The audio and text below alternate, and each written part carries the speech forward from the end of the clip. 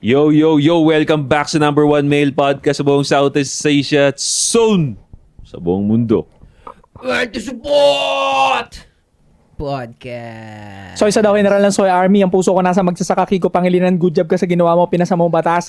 At ako ang king ng underground hip-hop scene. Joshua Toy para sa lahat ng social media. Kung gusto mo mag-amoy bad boy ng mga class, available yung mga script pabango natin sa TikTok shop. Mag-sports ka. Ang galing. Gusto ko.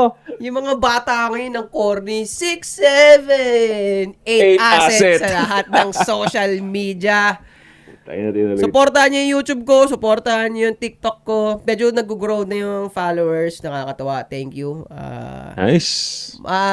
Inaayos ko lang yung content na gagawin ko ulit, pero magraratrat ulit ako dyan. Kaya pumunta kayo sa YouTube ko. Ay na, ako nga, back to zero eh. Napilitan tuloy ako gumawa ng 40 reaction video. 40 nakatamba ko dyan. Oh, ang dami nga. Solid. Ang dami mong ginawa, pre. Nakakabuisit eh. Puta, grabe yun, no?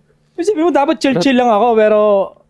Ni YouTube mo rin yun, di ba? Oh, ratratin mo yun, pre. ratrat na. Nice. Ako na legit talaga to. High level yung mga ganyang moves na putang ina yung laki ng 280,000 followers yan sa Facebook. 280 na wala ngayon, back to zero. Legit gago. Wala Kasi, eh. Tad eh. Tinadtad na nga niya, pre. Sunod-sunod na ano eh. wala. Kasi kung magalit ako, ano mangyayari? Oo, Parang, tangina kung yung galit ko, magkakapera ako sa bawat galit ko, siguro lagi akong galit. Pero tangina dahil wala nga may tutulong, Proceed na lang, no? oo, ang gagawin ko. Naman eh. Wala. Sabi ko kay Josh yun, Josh, tangina, wala na, tanggal yung page ko. Oh, Josh, wala ka magagawa, ganun talaga. Wala. Pero, ayun, tumutulong din naman ako. Sinishare ko yung mga... Bakit defensive ka? Ba't guilty ka? Bakit? Hindi, para kasi umangat, para alam din nila. Kaya follow nyo yung bagong page ni Sadaw, pre, kasi wala eh, na-ban eh. Nakakatuwa nga si Anti-Support Clips saka yung isang Anti-Support na page. Hindi sa amin yun ha. Ibang tao may hawak nun. Nakakatuwa kasi sinishare nila yung page ko din. Gaya ng ginagawa mo. True pa rin eh, no? Oo. So malamang nanonood yun, kaya yung may-ari ng mga page na yun, pare. Shoutout natin. Shoutout sa inyo. Hindi namin sila kilala by name eh. Oh, lahat ng may Anti-Support Clips at nagre-reels, naghihimay sa amin, pinapahintulutan namin kayo. Himayin nyo lahat ng himayin na pwedeng makita nyo sa YouTube. Yeah. Masaya kami pag may kinikita rin kayo. Masaya kami pag sumisikat din yung page nyo. Gawin nyo yan. Okay lang yan. Ano rin yun? Helpful din sa atin yun. No? Kaya, Sobra. sobrang salamat. Sumisikat na nga sa 8 assets sa mga himay na reels dun eh. Oo. Meron dun yung trending yung isa yung naka 10 rounds. Yan nga, oo. Ang daming nagagala. Alam mo, ang kulit talaga, no? Sige, Hindi ilabas pa- mo. Hindi. Alam, ito na. So, Ilabas mo yan. Kaya kailangan ibalik ko ulit sa inyo. Kaya kung bakit ako nandito sa Anti-Support, totoo yun. So, marami nagagalit kasi feeling nila hindi totoo. Labas mo daw kasi yung video para maniwala daw sila. So, kung hindi mo naranasan yung ganon, at gusto mong iangat yung buhay mo para maranasan mo yung ganon, kilusan mo na ngayon. Nagagalit ka. Pinapakita mo lang tuloy sa akin kung anong classic eh. Totoo yun. Bakit ba sila nagagalit doon? Na-experience mo yun? Yun na nga Oo nga, ang gulo nga eh. Oo. Luli kwento mo sa kwentong barbero. Bali mo buta. So, pare, So, ibig sabihin, hindi mo na-experience na panggigilan ng babae, pre? Actually ako hindi ko rin na-experience na makasampo. Hmm. Ang pinakamadami ko, 6, pero putol-putol siya sa buong araw. In one day pa rin Pero I think yung 10 na sinabi niya, achievable naman. Pero Achievable yun, pre. may pahinga rin siguro yun. May pahinga. Sige, bigyan ko pa kayo ng details kasi sinasabi ko ang totoo. Wala na siyang lumalabas. Ganun na nangyari. May isa masakit na. Oo, yung parang malapit na sa cramps. Di ba pag ang yung sakit cramps dun. na masakit na. Kasi naka-anim ako, masakit na yung titi ko masakit sa paglalabasan. Ay, nagago na sabi ko. Tsaka pre, babae, pre. Flip ko na lang. Pati babae, nagre-reklamo na rin. Namamaga din yung kanila, pre. Maka-4 lang, masakit na daw eh. Namamaga na rin yung kanila. Yung friction nung nila, hindi na masyado dumudulas kasi kaya sumasakit na diba? Oo. Tsaka yung pakaramdam nun, pre, nung ginawa ko yun, gusto ko nang yeluhan yung edits ko nun. Kasi na nga, parang putang, ano na to basta gamit na gamit siya. Gusto mo nang yeluhan para Ganun kumalma. kayo kagigil sa isa't isa eh, no? Usually, lalo pag bata ka, mga 19, 20 ka, ang taas ng sex drive mo nun. Totoo yan. Kaya nga tingin ko dun lang nangyayari yung trending na sinabi ni Sam. Yung may GC tatlo. Kasi natamaan ako. Sabi ko, tangina, tatlo rin kami sa GC ah. Sabi niya, basta tatlo daw ang GC, delikado daw yan, sabi ni Sam. Sam? Yung parang bumbayin na komedyante dati.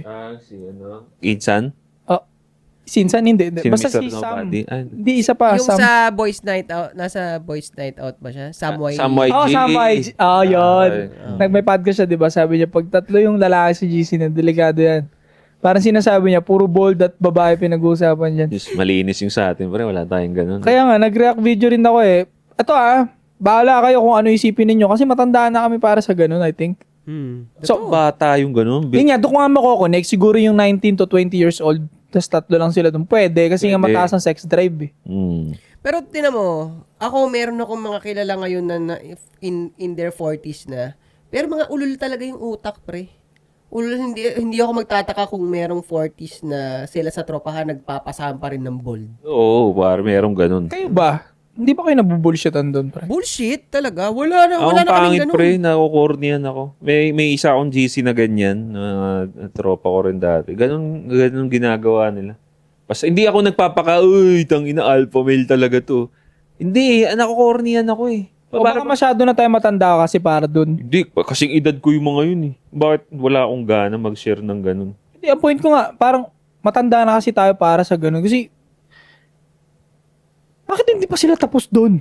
Wait, tanong ko lang. Oo, hindi. Kung kay Daran, Sa totoo lang. napaisip ako na lang kay Daran mo. Bakit hindi pa sila tapos doon? Diba? Dapat nga understood na tapos na tayo. Doon kasi high school pa lang. Naintindihan ko, high school. Yeah, college. Ako, pagka may isa kaming source tawag namin sa kanya. Dahil meron siyang bago na download sa phone niya. Tapos Bluetooth pa, diba? Papasa-pasa niya.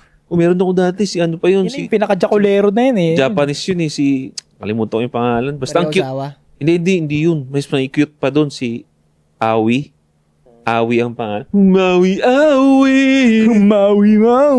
Basta Awi yung pangalan niya hapon. Cute na cute. Ganon. Hindi. Yun nga, sinishare ko lang kasi nung high school, real talk, ganon yun.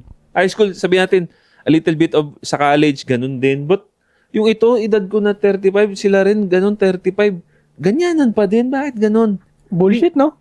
Pero ako, being honest din, kahit yung GC natin dati na nagpapaasa ng bold, pero masasabi ko na hindi naman sa sobrang pervert na manner. Nagpapasahan lang pag may trending, uy, ito yung bold, ipapasa. May isa kaming tropa na ganon. Magtitingnan. Pero kahit noong mga panahon na yon, hindi ganito ang edad ko noon, ganun mga panahon na yon, ayokong nandun ako sa end na ako yung nagpapasa sa inyo ng bold.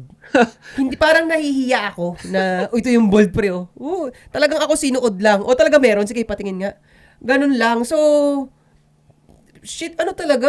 Bullshit talaga kung hanggang ngayon, ganun kayo, yun ang mainit sa, nyo, I agree. GC nyo, pasahan ng bold. Nag-start ako mawalan na ng gana sa ganyan nung mga 26. Mga 26 ako. Kasi na-realize ko na maaakit ka, magkakalas ka, hindi magjajabol ka, kasi lalaki ka lang eh. And then, hindi ako nagiging productive after nun. So, every time na nakakaramdam ako ng last, instead, dinadivert ko siya sa work. Kasi energy pa rin siya eh. Yung last, energy pa rin siya na pwede mo magamit pag dinivert mo. Yeah. Ko-convert mo lang. Akala nyo, galit at yung sadness lang ang energy. Hindi, pati yung last. It's a part of energy as well. Yan, uupo ako sa computer, babanat ako, kung ano papagawa ni kuya, babanat, rat-rat ako, basta trabaho pa rin. Totoo yun. Kaya, ito nga, ang dami nga naglalabasan din na itong mga nakaraang araw, di ba? Yung, sino ba yun? Yung isang babae tsaka yung rapper. Nag-call sa comment section, ang dami nila dun, no? Napanood nyo na ba? Maitim? Yung isang maliit. Ganun, tayo, anong ginagawa nyo, pre? What the fuck are you doing? Tapos, hindi pa maintindihan ko kung dami account yung gamit mo. Kumbaga, yung parang pang burner account mo. Puta, mga legit na pangalan nila. May mga picture pa sila ng mga anak nila. Nakakarga silang ganyan. Asawa nila. Tapos, ganun yung inaano mo sa internet, pre. Para sa akin, support ka pag, pag nagpapantasya ka sa bold ng mga ganyan. Yung mga klaseng tao na di mo naman kilala. Di mo naman shota. Siguro, I understand pa kung wife mo, trip mo mag-video. Yan ang fetish mo. I understand. Di panoorin mo, bahala ka sa buhay mo. Pero hindi mo kilalang babae, tapos pagjajabulan mo, tapos ubusin mo energy mo doon, hindi ka magiging productive. Oo. Para sa akin, part kasi siya ng kasuputan talaga Oo, eh. pre. Tsaka ito pa eh. In your personal time, in your personal space, wala kami magagawa. Hindi namin alam yun. Wala kaming idea na ginagawa mo yun. So mag-judge man kami rito, wala kaming alam. Pero yung nandun ka sa comment section, pre, napanood nyo na ba? Maitim. Ginang-ina mo, napakalay mo, pre. Tapos Totoo. ang picture mo pa yung anak mo, nanay mo, or asawa mo. Ikaw pa, pre, profile picture mo dun. Kitang-kita ka ng internet na ganun ka, pre. Napakalay mo. Sana wish ko lang walang nanonood ng anti-support na ganun. Pre, meron akong idadagdag na pangyayari sa TikTok dati. Meron akong fina-follow si Polly Long. Foreigner siya. Basta kalbo siya na may tattoo dito. Polly Long. Anak niyang lalaki, naglalaro sila. I-demo ko muna yung ginagawa. Lalaro niya ng ganyan-ganyan. Yung anak niya. Hindi ka rinig. Hindi ko Ay, nawakan ko. Maikan mo muna. So, yan. Nakaganito sa upuan si Polly Long. Tapos yung anak na lalaki, hawak niya ganito. Naglalaro sila ng ganon. Okay. Tapos pinost niya sa TikTok. Putang inang comment section, mga gago. Sinexualize. Sinexualize na tinitira niya raw yung anak niya. Sira Ang na yung dami. utak. Pero ano mga content niya? Maayos, kumakain ng pagkain. Maayos, lifestyle. Intellectual ang mga content niya. Never siyang nag-content ng mga ganyan. Sira na yung ulo ng mga nun. Kaya nga sama ng loob niya, gumawa ulit siya ng isang content na sinabi niya na, tingnan niyo yung lagay ng mundo ngayon. Oo. Anak ko yun, lalaki, naglalaro lang kami. Kasi Sinexualize. baby pa. Baby pa, pare. Ibig sabihin, ganun nakalugmok sa pornografiya itong mga... Mga tao din. Tapos ito pa yan ha. Ito pa. Tao na to. Madalas ko nakikita yung mga ganyan. Sila pa yung righteous dun sa comment. I-assume nila na sinisexualize mo yung anak mo. Basta sila yung parang feeling nila, righteous sila dito, tama sila sa pag-iisip na yun. Oo. Ah, Pero sila ang mag-i-insinuate nung oo, situation. pero ikaw ang nakaisip nun, pre. Or girl. Tangina, ibig sabihin sira na yung utak mo kaka-porn, pare. Kaya nga nung time na, kung ano-ano yung sinabi sa akin, pare, isa yun sa naglalaro sa isip ko eh, thinkers are doers. Kasi sa utak nila una nagsisimula eh. Yun nga eh. Totoo. Real talk. Baka sila yung ganon. Ikaw, yun talaga, pre. Oo, kasi thinkers are doers. Katulad na sinexualize sila yung ganun bagay. Kasi, ba't ganun naglalaro sa utak niya? Projecting eh. Oo, ibig sabihin, gawain niya. Mm. Or ginagawa niya, or gagawin niya pa lang in the future. Kasi nga, may ganun na siyang thinking. Oo. Thinkers are doers. Kaya nga, ito, hindi nila kaya nga isa to sa mga kailangan malaman ng mga babae, yung mga white knight. Diba? Sasabihin nila yung mga pa-white knight sa internet, alam nyo ba ang ginagawa ng lalaki? Ganito sila mag-cheat. Yung magsispill ba? Tangina, malamang yung white knight nagsasabi ng mga secret ng mga kalalakihan. Siya gumagawa nun eh.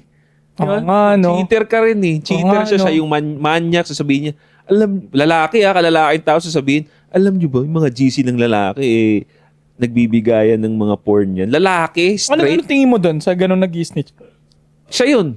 Kung hindi ka bading, mag-make sense yun kung bading ka. Pero kung straight ka na lalaki, tapos nagsispill ka ng mga ganon, tangina ikaw yun. Tama ba yun na? Projecting yun eh. Hindi, tama ba yun na i-snitch niya yung ganun? Hindi. Wala namang tama o mali doon, but yung yung attitude mo.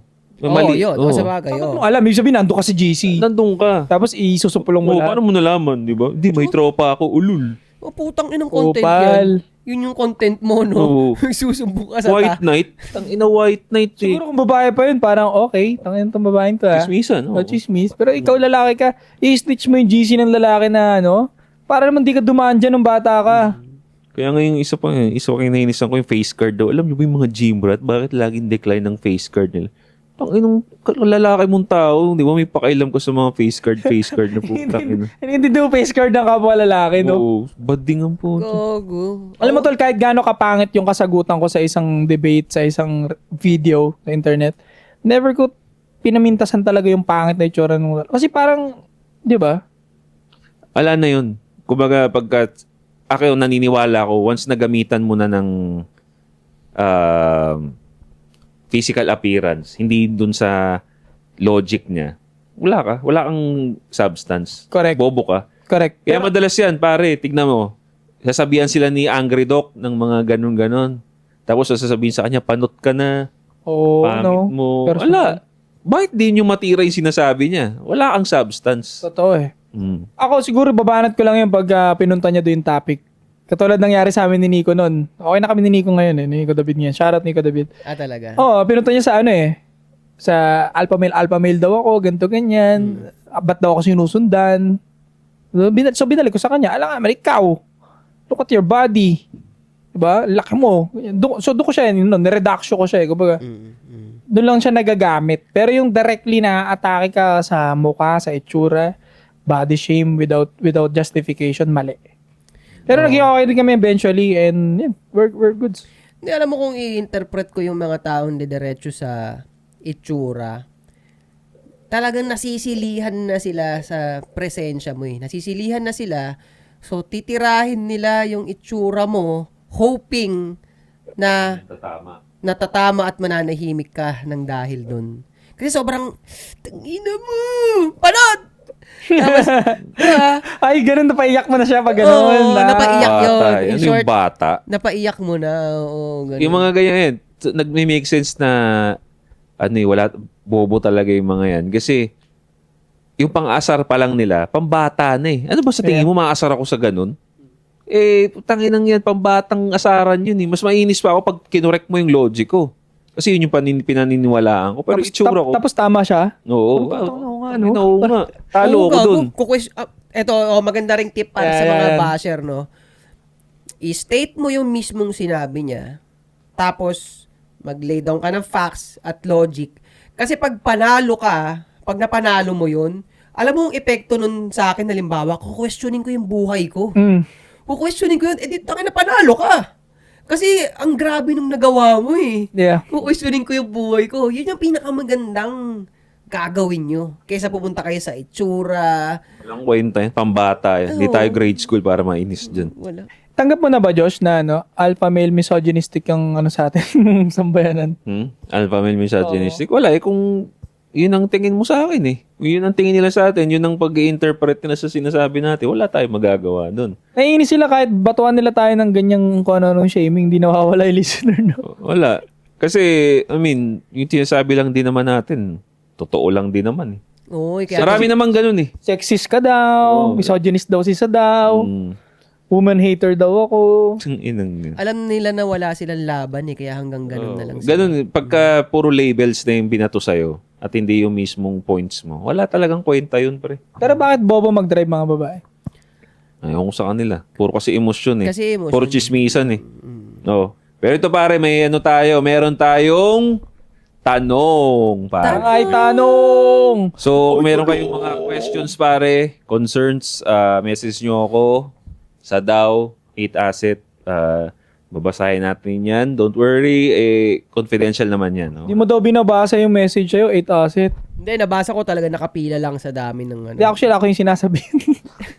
Hindi mo binabasa. Ang dami. So, ito pare, no?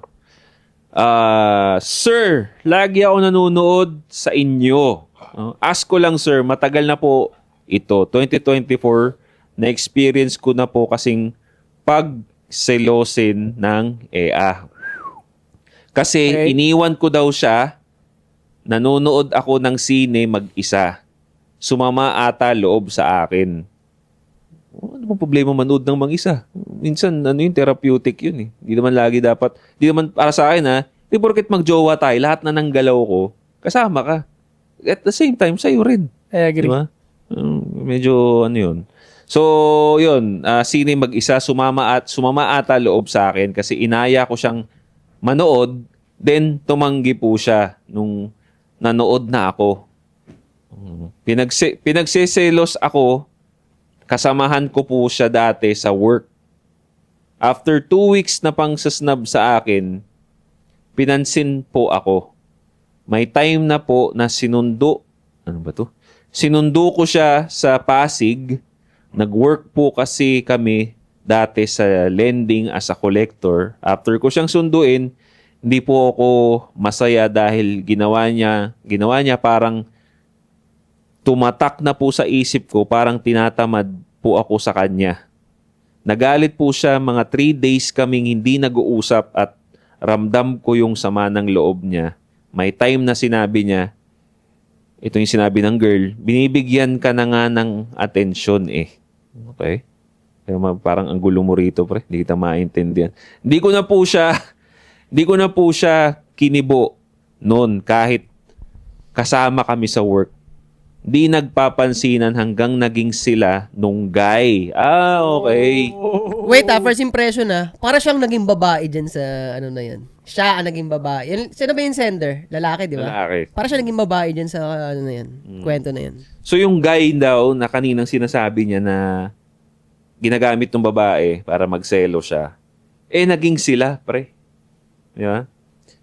So hindi nagpansin hanggang naging sila nung guy, then may nangyari sa kanya, nawalan siya ng pera galing sa collection niya.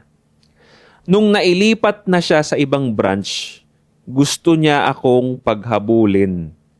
Yung paaminin ka, then if fail ka niya, na parang gusto niyang gumante.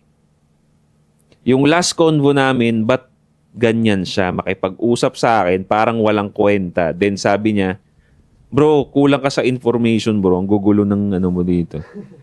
Then sabi niya, oo daw, wala daw siyang kwenta. Ang sabi ko naman, oo, wala kang ang kwenta. After a few months, mga December po yun, nagkaroon po ng Christmas party sa company namin. Nasa isang, tanginang Tagalog to. Nasa kabilang pila po siya. Di ko po pinapansin pero ramdam ko yung galit sa akin. Parang nagpaparinig sa akin kahit kausap yung friend niya after nung Christmas party. Nakatambay po ako sa waiting shed tapos pauwi na sila. Paglabas ng gate, ang sama ng tingin hanggang makalampas sila sa akin. Lagi kasi akong nanonood ng vlog nyo at i-apply ko yung sinasabi nyo. Di po ako naghabol kahit naiisip ko na para siyang gusto ko lang ikwento. Tama. At mabigyan nyo po ako ng advice. Yun lang. Lagi ako nanonood sa inyo. Gusto ko lang po makalimot sa kanya kahit may pinagsamahan po kami. So yun ang pinakatanong. Gusto kong makalimot sa kanya. Yung makalimot. Dahil nga daw, naging sila. Actually, parang nag-cheat na yung babae, pre. Nag-cheat yung babae kasi una, pinagsisilosan lang siya. Pero actually, para sa akin, red flag nga yun eh. May ginagamit yung babae, sasabihin niya pa sa akin. Or may ginagamit yung babae na lalaki para magselos ako. Tapos kami, putang ina. Upal. Bigay kita dun, pre. Bigay kita dun, girl. The fuck you talking about? In-state niya ba kung gano'n sila katagal? Ano ba to? Parang hindi. Hindi niya in-state eh. Hindi niya sinabi rito, pre. Kasi ang gusto niya lang makalimot. Gusto Pero niya magkasama makalimot. sila sa work. Magkasama sila sa work. Siguro, dahil di yan sinabi, mag-assume tayo. Pag magkasama sa work, yung ganyan, mga nakaisang taon din, 2. Siguro. Or hindi mo masabi. Hindi ko masabi. But, wala. Pag yan ang kulang, mag-assume na lang tayo.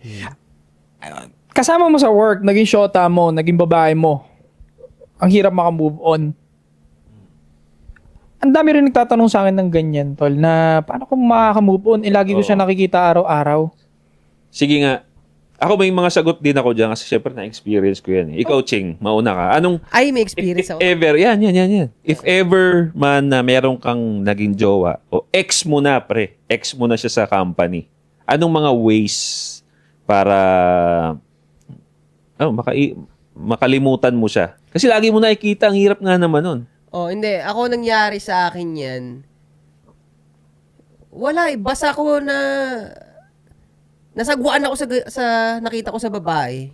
Hindi ako nahihirapan mag-move on sa to lang. 2 beses nangyari sa akin yun. Nakasama ko siya sa something. 2 babae magkaiba. Nakasama ko. Either work or sa ginagawa natin. Parehas naman nakamove on ako kasi nasagwaan ako sa ginagawa niya eh. So, Paano ano ba siya? Office, ano ba siya? 304? Office 304. Office 304. Tangina. Yung lahat, chick siya ng lahat. Kada office lagi may pokpok doon. No? Tangina, Ba't kaya ganun? alam mo, pre. Ano yun? Yun yung wala talaga, pre. Pero Naawa ako sa ganun. Pero naurahan mo rin agad siya kung pokpok siya sa office. Oo. No? Ay, madalas pa yan. Kasi ako, syempre, nagtrabaho sa corporate eh. Yan yung mga, ito ang benefit ng naman, ang ginanda ng mga Office 304. Sila yung unang totropa sa'yo. Sila yung parang welcoming. Sila yung parang madali kang makakapag-adjust kasi sila yung Approachable. kakausap sa'yo. Nakabuelo ka ng dahil sa kanila. Oo, yan. Kaya thankful din ako sa mga Office 304 dyan. Yun nga. Tapos after, Crocodile kasi sila bago ka. Tapos gusto ka matikman. yun. Di ba? Pero yung isang katrabaho ko, eto, maayos yung kwento nito this is a matter of preference. So, kinilala ko yung babae, hindi ko gusto yung lifestyle niya.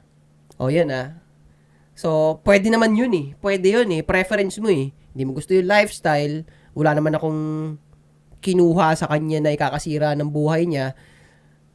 Nag-decide ako na ayoko na. Ano ba lifestyle niya? Siya ang breadwinner ng family, tapos ang hirap talaga, ang hirap ng lagay niya. Ang hirap ng kalagayan niya. Kung ipapasok ko siya sa buhay ko, damay ako sa bigat. So, pagbalik namin sa office, pre, talagang wala na. Ayoko na. Turn off ka na. Tinira mo lang? Hindi ko tinira. Nirelasyon mo talaga? Basta hindi kami nagtagal. Ay, wala, fubo lang yan. Ay, yun na nga. So yun ang difference namin. Oo. Siya kasi nirelasyon niya, di ba? Oo, nirelasyon niya. Bakit? Tayo rin, sinasabi natin to Ano yun nangyayari yung fubo pre pagka na-post not clarity ka. Nagiging fubo na lang siya or nagiging one night stand. Kasi minsan, yun nga, nagiging one night stand pagka after mo labasan, nakita mo lahat ng baho sa kanya. Pero sige, magdadagdag ako ng details pre para makatulong din sa kanila. Pero sana may potential sana. Kung di mo nalaman yung baho, may potential na, baka ito na yung girl na to na medyo seryoso. Putang ina, nakita mo yung baho, naamoy mo rin yung baho, one night stand na Nainis lang. kasi ako pre, Yeah. na di ba parang breadwinner na nga siya. Tapos yung kuya niya dumating, tapos parang gusto ako daragin. Sabi ko, putang ina. Wait, pinakilala ka sa panggulang niya? Oo, pinuntahan ko nga siya Pinuntahan ko yung lugar nila Kinangina mo, lover boy shit. Yeah. Oo, di ba? So doon naglalaro kayo doon ano ba talaga? Ilang taon na ba yung babae? Ba't tataragin ka ng kuya? Di ko, may kasi nga, tingin ko pag mga taong, Sabihin mo na kasi yung lugar, nasa kasi, squawka kasi. nasa squatter. Tangina, elitista ka. Hindi. Kasi hindi na, Teka lang, nahihirapan siya alam mo- magkwento kasi hindi niya ma-open yung lugar. Gago, unfiltered tayo dito. Ha? Pero, unfiltered alam mo tayo. kaya natatawa na lang ako. Alam niyo yung mga banat na gano'n ni Sadaw. Ano yun? POV ng ano yun, pre? POV ng comment section. Hindi kasi, alam mo, sobrang galing mo sa ganun. Naniniwala sila kaya, isa ka rin sa may kasalanan kung bakit marami nagagalit sa akin dito Yung mga ganong reaction niya, siniseryoso kasi. Kaya, Noon pa, logo, di ba? Ang lakas na sarcasm ko noon pa. Kaya hindi dalawa ni Ato. so, yan nga, Seryoso. nasa squatter. Tapos, Comment down below, elitista sa itasit. Mata pobre. Tapos, parang dadaragin pa ako. Doon pa lang nag-iisip na ako, nagpaplano na ako, naku, bukas wala na to sa akin. Doon pa lang, hindi na ako nag-iisip na ganun. Nakaka-turn off talaga yun, pre. Kasi, hindi naman tayo talaga mata pobre. May mga nakatira sa squatter na disente gumalaw Di ba? Yeah. Pero yung ganun, squatter ka na nga, nandadarag pa yung pamilya mo. Parang extreme. May naalala pa nga ako So, may experience din ako. Squatter ulit. Pero tinanggap ako ng buo nung pamilya. Oo. Maayos So, yun, umabante kami nun. Pero nasira rin eventually. Kumbaga parang yung tinitirhan nila, hindi sila yun. Yun lang muna yung choice nila for now So, may delikadesa pa rin gumalaw. Pero yung ganun, putang ina, may nangyayari pang ang ganyan, pre. May nakuwento nga sa akin, isang tropa ko, nakakotse siya, pumunta siya doon sa squatter area nila, may pinapormahan siya. Nandun siya, pumunta siya nakakotse. Alam mo gagawin ng airpat? First time niya lang pumunta ron, hinihiram yung sasakyan. Diba? Ha?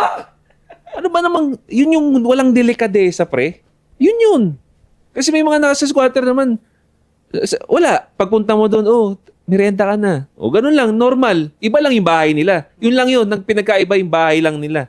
Yung saan sila nakatira. Pero yung mga ganun, first time mo nakita yung lalaki, magpapakilala nga sa inyo, hiramin mo yung sasakyan.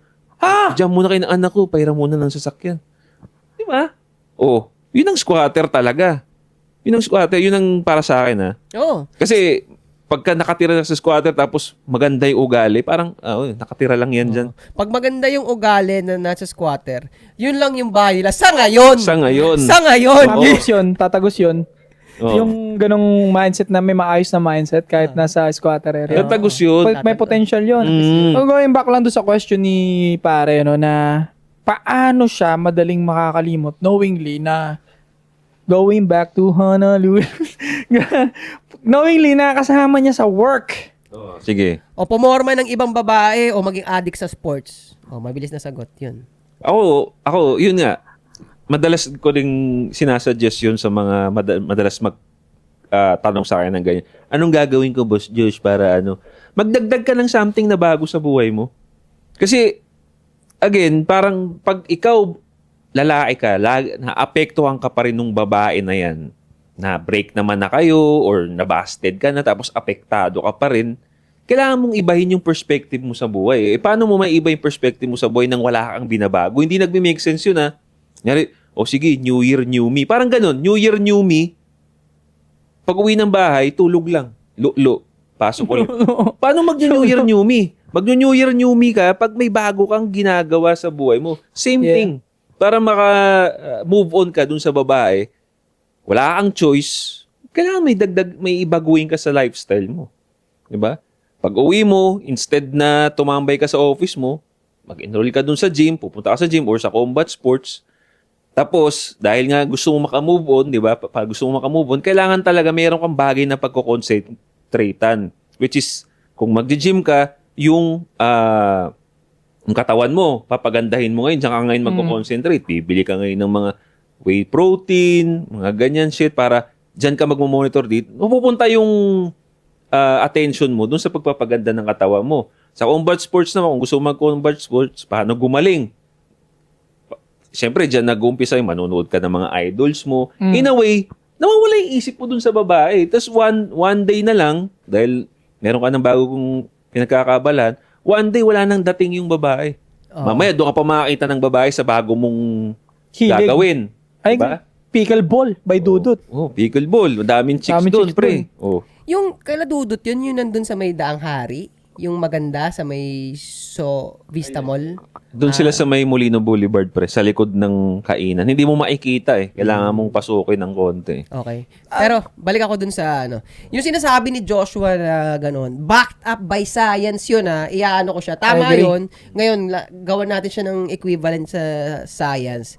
Kasi yung protons and neurons sa utak mo can only perceive such thing lang. Such thing. So, kung ginawa mo yung mga bagay na yun, may mga details yun ang mag-occupy ng utak mo. So, kami nga, alam na namin agad na sinabi mo na hindi mo ata kayang kalimutan agad yung babae. Kasi wala kang ginagawa, di ba?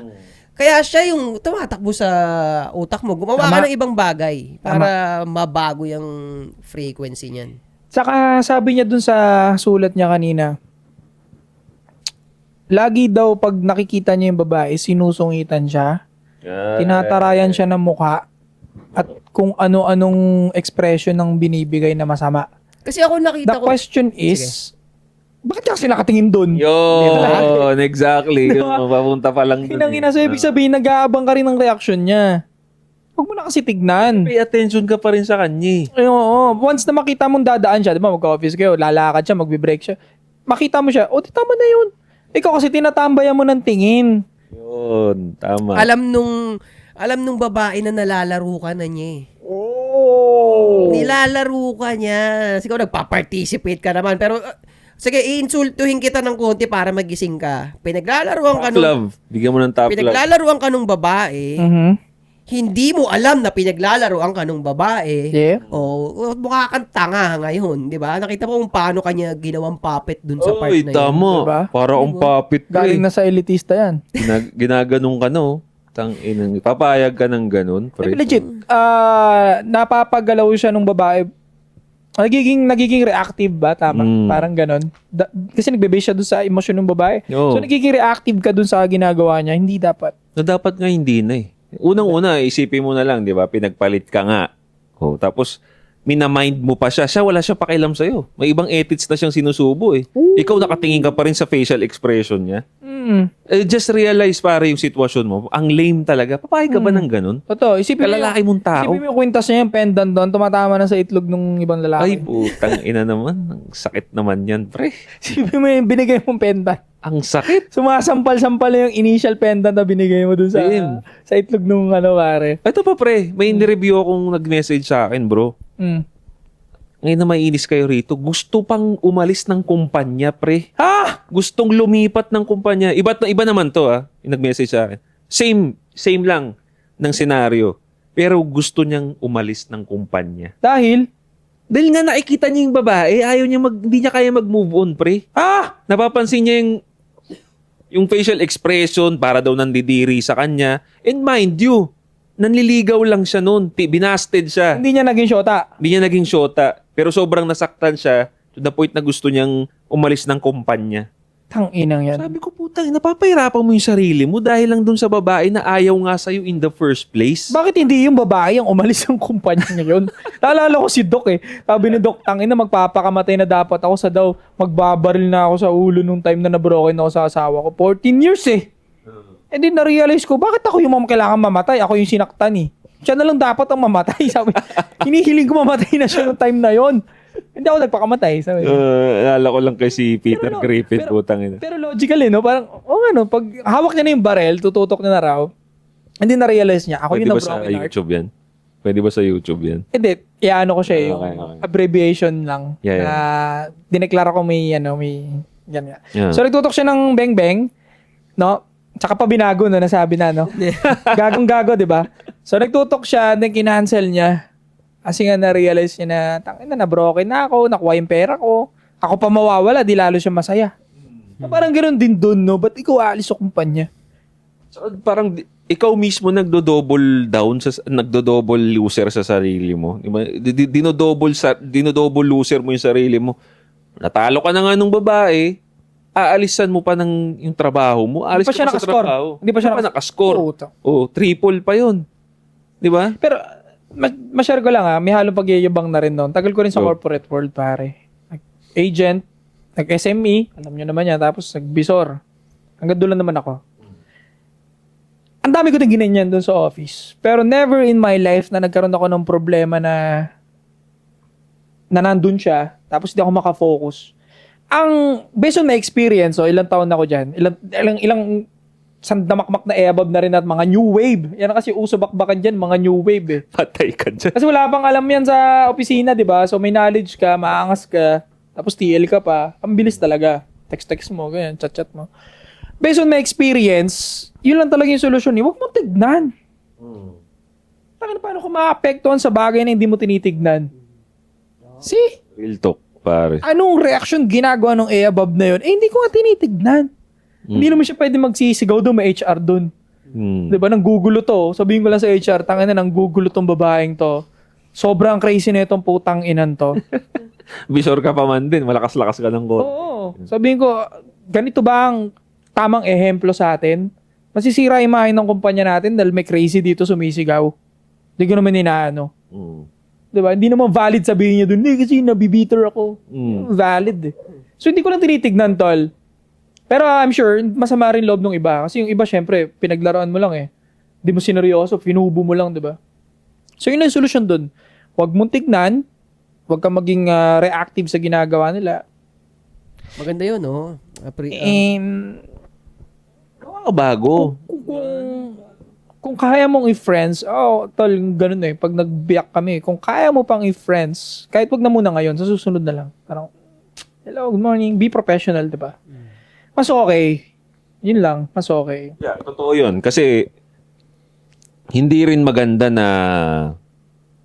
Okay, may ano naman yun. Kumbaga may stages, di ba? 1 month, kailangan makalimutan mo siya. Dapat, the next month, dapat confident ka na mag-hi na lang sa kanya. Tapos, sibat. Kasi, ang pangit din naman, ang lame din naman nun bilang lalaki na bitter ka, di ka na mamansin. Ang bitter nun. Tsaka, ano yun? Puntos sa kanya yun, sa ego ng babae yun, na parang, hindi pa pinapansin, hindi pa rin to nakaka-move on sa akin, no? Saka tuloy ako na may kaaway sa office kasi yung office, ang inang hirap na nga ng trabaho namin eh. Nag-overtime ka na, tapos may masama pa loob sa'yo. Parang, itong ina naman yun, di ba? Minsan hindi ako fan ng nagjojowa ng same office. Ang tinatarget ko rin dati, mga kabilang opisina eh. Ay, hindi ako sa namin. Sa amin kasi doon, tol, 1,000 agent doon. Ang PC doon, 1,200. Tapos, yung laki ng SM, parang kalahati nun, ganun ang laki ng opisina namin. Sa SM talaga siya, sa pinaka third floor. Nasa likod lang siya, kaya hindi kita. BPO siya. So, ang laki talaga. Yung buong PC-han na yan, kita mo hanggang dulo, pwede mo i-flirt kung malakas loob mo. Ganun. Pag na-break mo, lunch mo, dayo-dayo ka doon, makipagkwentuhan ka sa mga dati mong kabatch. So, magkukunik-kunik talaga. Di ba, nag-wave kayo, mabibiyak kayo sa iba-ibang LOB. So, bibisitahin mo yung friend mo na yun, may katabi na siya, iba na ng babae, iba na, magiging friend mo talaga, ay, ito pala si 8 Asset, eh. Ganun, parang kunik-kunik talaga.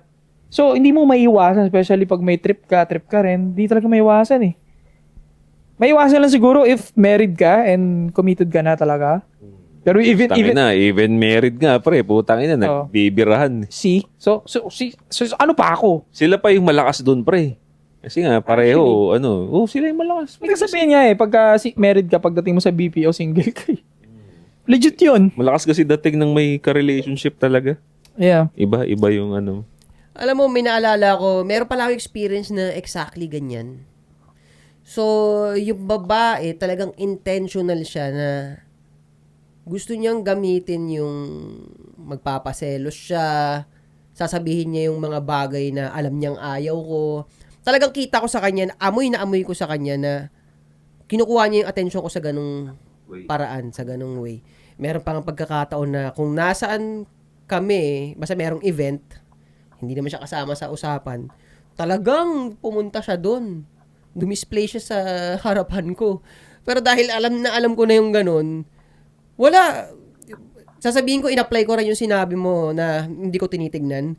Talagang, ang nilalaro kong game doon, nararamdaman ko, na nanalo ako pag pinapakita ko na hindi ako apektado. Diba?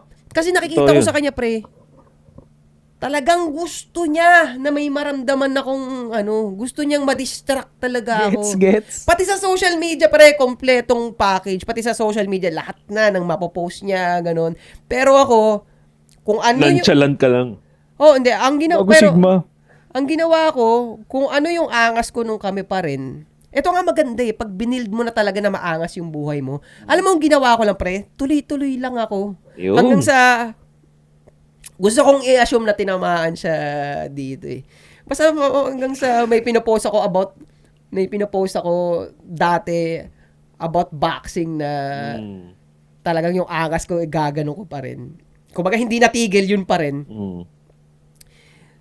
Nag-status siya na okay, sige. Parang suko siya, ganun. Kasi obviously wala siyang nakuhang response sa'yo, pre. Wala siyang nakuha. Response. Bago lang yan. Ha? Mga na rin siguro. Mga 6 months na rin. Mga 6 months bago nga. Mga 6 months. Pero, yun nga ako na, wala siyang choice eh. Kasi, papatulan mo ako sa mga pinagagawa ko. Ang pinagagawa ko lang naman ever since, tumakbo, mag-boxing, mag-workout. Hindi ko siya tinanggal, di ba? Hindi ko tinanggal. So, ang pinapakita ko dun, kung gusto mo ako mabad trip, labanan mo ako dito. Dito mo ako talunin. Hindi nga siya, babae yun eh. Hindi ka nga uubra dito eh. Hindi nga siya tatagos. Kaya sumuko siya, pre. Yun nga yung ibig natin, yun nga yung isa sa mga core values na tinuturo natin dito sa anti-supot na hanggat maaari pag lalaki ka, dapat meron ka talagang mga hobbies eh. Kasi, dyan at dyan ka babalik pag nawala yung babae. Yan ang mag-save sa'yo. Pag wala yun, lost ka talaga. Kaya nga, masasabi, lost ako nung nag-break up kami. Well, malulost ka talaga. Babae lang yung ginagawa mo eh. Tanda nun. Diba? Lost ka talaga. Kasi tinigil mo yung hobby mo. Tinigil mo eh. Pero wala ng kapag buhay. nagra-running siya, nagbaboxing siya, in-add up niya lang yung babae, minus babae, meron pa rin boxing tsaka running. Hindi ka nalulos, may babalikan ka. I agree. Yun ang isa sa mga core ng anti-supot na inagawan mo kasi gumawa ka ng something. Tsaka ito, di ba dahil sinasabi ko, napansin ko na, ang dami niyang anggulo na gusto niya talaga makaramdam ako gusto niya mangate ako. So, dun ko nakikita na effective. Effective ako. Gusto niya tumagos sa akin eh. Hindi siya tumatagos. So, lahat na ginawa niya, hanggang pumunta dun sa lugar at magpapansin sa akin, wala. Kasi alam ko kung saan ako babagsak ko, ano yung gagawin ko, nandun lang yung utak ko di ba? So, ito pa yan. Ano nila yan kumbaga parang kiliti yan sa kanila na pagka nag-react ka sa kanila Kung sakaling mahina ka nung time na pumunta siya doon sa event kung nasan ka, pinansin mo siya noon, may power siya ngayon. Pwede niya ngayong gawin na, nasa plano niya yun, pre. Mga babae magaling sa ganun Yung nakaplano na sa isip nila yan, pwede ka pa niyang i-reject doon. Nasa kanya ngayon ng power. Kunyari, uy, kumusta? Ano, ganyan. Oh? Bakit sino ka? Plano niyang ganunin.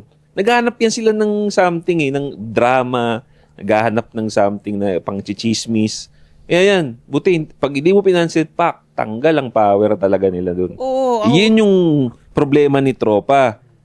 Nagre-react ka pa rin sa mga pinaggagawa niyang itsura sa'yo, yung mga make faces niya sa'yo. Nasa kanya yung power, pre. Nakikita niya yun. Tama. Pag sinusungitan ka niya, tapos bigla kang nanghihina ng ganon, score sa kanya yun. Score sa kanya yun. Kaya, hanggat maaari, wag mo na lang tignan. Pero, since ex mo yan, naintindihan ko na sometimes pagka nag-break time yan, tatayo yan sa PC niya, siya una mong mapapansin agad. Naintindihan ko yan. Magiglimpse mo, pero ibaba mo agad yung mata mo sa PC mo. Ibaling mo agad yung paningin mo sa iba. Ikaw kasi, kaya nababantayan mo lahat ng galaw niya, nakababad kasi yung tingin mo dun sa babae mo na yun. Oo. Walang ibang solusyon dyan, kundi ibaling mo yung attention mo sa iba, sa workout, sa hobbies, o kung hindi man doon, basta alisin mo lang sa kanya. Balik ka. Kunyari, nung naging kayo, iniwan mo mag-basketball. Di mag-basketball ka ulit. Ganun lang yun. Ang hirap kasi sa inyo. Pag nagka-girlfriend kayo, iniiwan nyo yung mga hobbies ninyo. Yun ang hirap sa inyo. Susuputan ako sa ganong klaseng lalaki, pre. Di ba? Bibitaw sa trip niya dahil lang may babae. Kaya naman i-add sa oras, Wala napalambot Kaya buti hindi kayo nagkakaroon ng problema sa ganun. Wala, pre. Kita mo naman. Ito, nandito tayo ngayon. Bata ako, oo. Pero ngayon hindi na talaga. Hindi na. Dati, ikaw aminado ka. Oo, aminado ako dati. Priority love talaga. Oo. Ako din. Ganun din ako. Pero ngayon hindi na. Kasi Kaya naman Kaya, pre. Oo, definitely. Kaya talaga. Kaya. Oo. Kasi nakita ko yung effect sa akin na yun nga, ang nangyayari naman sa akin, nagre-reflect ako, binabalikan ko yung buhay ko, ano nangyari sa akin nung minundo ko yung babae? Puta, wala Ako mismo, hindi ako nabilib sa sarili ko sa paglipas nung panahon na minundo ko yung babae. So, I agree. isa naiisip ko kanina, kailangan madagdag din sa sa utak nila kung paano aalis sa ganyan. So, simple at importante yung sinabi nila daw, wag mo titignan physically tsaka mentally, yung hindi ka tumitingin kahit sa utak mo, hindi mo na siya pinipigilan mo na, ayaw mo na tignan. Yon, simple, very actionable. Sunod, lagi mong iisipin na halimbawa kung ako ay meron pang isang ako, at halimbawa, baby brother ko ang sarili ko. Nagets nyo? Mag-a-assume ka na kung yung tao na yan ay kapatid mo, which is ikaw, yung tao niya, which is ikaw, ay kapatid mo, nakikita mo na yung nangyayari, sasabihin mo ba sa kanya na magpa-apekto ka? O sasabihin mo na huwag ka magpa-apekto? Yun yung paradigm mo. Kung third person perspective ka, nakikita mo na yung pangit nangyayari, Gusto mo ba yan, di ba? Gusto mo ba yan? Nakikita mo? Yan. Sunod, ito susugalan ko. Hindi ko alam kung magko-connect, pero sa akin kasi nagko-connect to Pre, merong mga totoong kwento ng tao na ganito. Family sila. Nagsisimula pala ng family yung isang tao. Maayos naman sila, decente sila. Pero isang araw may killer na pumasok sa bahay nila. Ni-rape yung babaeng anak sa harapan nila. Yung babae, buntis pa, ang ginawa, binuksan yung tiyan. The fuck? Kinuha yung baby, chinap-chap. Sinasabi ko sa inyo, totoong kwento to Pero, i-message nyo na lang ako kung gusto nyo makita talaga yung totoong, yung link. Totoo yun pero wala tayong pakialam dun. Same dito sa senaryo. Ano mas mabigat? Yung nangyaring ganon na minasaker, ni-rape yung anak sa harapan nila? O ikaw na yan lang ang problema mo, yung sa babae, yung attention mo sa babae, di ba? Pero ang gore na example mo. Kaya nga, extreme medyo eh. gore ang puta. Kaya kasi sinabi ko na, Nag-actor ng ano Pang YouTube ban na yun, ha? ay, gagaw nga. Madidetect ba yun? Oo. Pero yun nga, ang gusto kong gamitin doon, totoong nangyayari yun. Pero dahil wala tayong attention doon, wala tayong pake. I see. Okay. Yun. Diba? Nagland. Oh, Totoo nagland yun. na. Oh. Totoong nangyayari. Extreme, mabigat na nangyari pero wala kang attention doon. Hindi mo alam yun. Wala kang pakialam. Same thing sa babae na yan. Hindi ka nga lang pinapansin eh. Di ba? Oh, Yun yun. ang Tangina, point extreme ko. lang yung example ni Ching pero nagland, pre. Hindi Kasi kasi, na pang ban, eh. pare alam mo, pag nakakabasa ako ng mga ganyang kwento, lagi kong sinasabi, thank you, hindi ito nangyari sa akin. 'Di ba? Napaka-grateful ko. Wala pala akong dapat ireklamo hindi ko dapat sinasayang yung buhay ko. Wala akong dapat narereklamo sa mga nangyayari sa buhay ko. Yeah. Kasi hindi ko pinagdaanan yung mga ganun. Correct. So, yung pambabastos na ganyan na ginagawa mo sa sarili mo, wala kang respeto sa sarili mo. Yun. Wala talaga siyang respeto. Wala kang gratitude dyan. Respect your last name. Di ba? Soldiers. Mga sundalo kung susupot-supot dyan. Parang Alam hindi mo, nagpapasalamat imagine sa mo yung Diyos. mga ninuno mo, di ba, nakatingin sa yung gano'n, yung meme. Paig ba sila na nakikita? Ganyan. Marami silang Di ba? So mga pare, I hope may mga nanonood dyan, maliban kay tropa na nakarelate doon, and I hope nakatulong yung mga sinabi namin. Leave a comment down below, pare. May mga ganun ba kayong experience? Paano ninyo nalampasan yung ganung experience na katrabaho ninyo, ex ninyo? No? Para baka makatulong din sa mga ibang nanonood dyan. So don't forget to subscribe, hit the bell para notify kayo sa mga bago nating videos. Anti-Support Podcast. Magbabalik kami. 3 p.m. Gang! Isang taon yan ang lupit mo na yan. Linkin Park ka na yan. Respect your last name.